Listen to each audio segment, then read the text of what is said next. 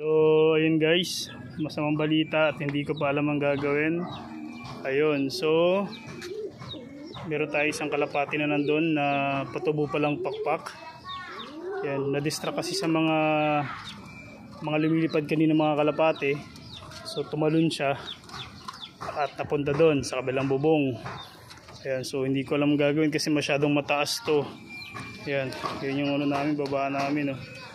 Ayan, so hindi ko siya mahawi ng kawayan o panungkit. At ito yung pares niya.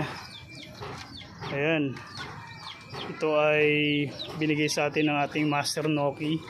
Yung dalawang yan, magaganda ang lahi niyan. So ito yung pares. Ayan, ayan yung pares.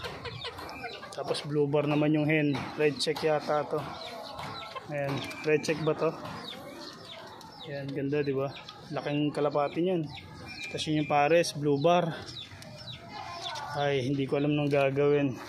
Naglilinis muna ako hanggang maisipan tumalon papunta dito sa atin. Yan, may mga nagpapakawala ng kalapati oh. Yun, doon na may nangangalapati dun. So bahala na, update ko na lang kayo guys kung makukuha ko pa yun. Makukuha ko pa yan. Ay nako, so wala akong magagawa pag lumayo yan kasi hindi ko naman pwedeng talunin yung bubong na yan, mga bubong na yan. So titingnan ko na lang, i-monitor ko na lang kung ang pusa ang makakuha o yung mga nangangalapate. Pero kung sakaling tumalon at makuha ng mga bata, yan, so sabihin ko na lang, nabigyan ko na lang ng ano, pabuya. Ayan. So yun lamang, update ko kayo later guys. Bye bye. So ilagay ko muna dito yung kanyang pares. Ayan, kasi tanaw na tanaw naman dito yun eh. Ayan o. So tawagin mo na yung pares. Tis-tis ka talaga mamaya sa akin. Tingnan mo, balik ka lang talaga.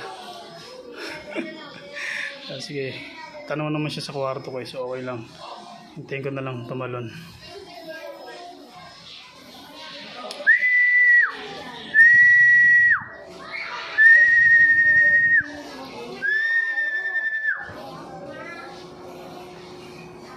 Ito na guys, yung partner, yung pares ng aking red check.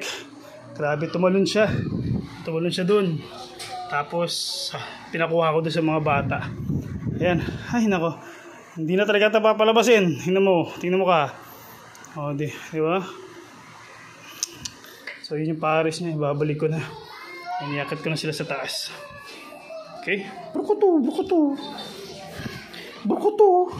Nasa na kalapati mo ano? Brukuto. Ay, yung pares niya oh. Ay nako. Okay, nakuha na natin guys. Buti nakabalik. Buti na tumalon papunta sa atin, hindi lumayo. Ganda-ganda yan oh.